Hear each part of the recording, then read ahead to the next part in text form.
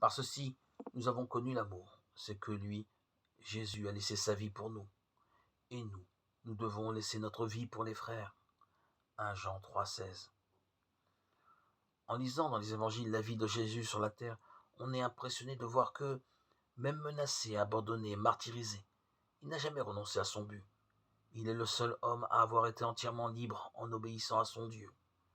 Libre quand il préfère être seul et affamé dans un désert plutôt que d'agir indépendamment de Dieu. Libre de toute crainte lors d'une tempête qui effraie ses disciples, il dort paisiblement.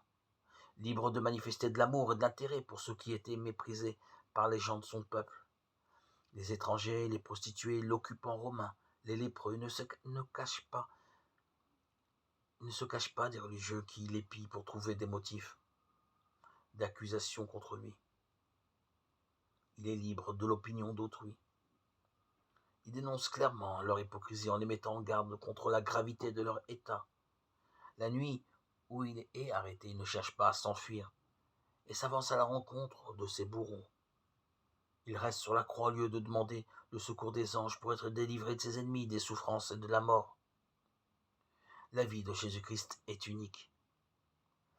Il nous a révélé un amour extrême jusqu'à se donner volontairement pour nous sauver du jugement de Dieu. Il est d'abord le Sauveur en qui nous devons croire. Alors il invite chacun de nous qui croyons en lui à aimer notre prochain en le servant de tout notre cœur.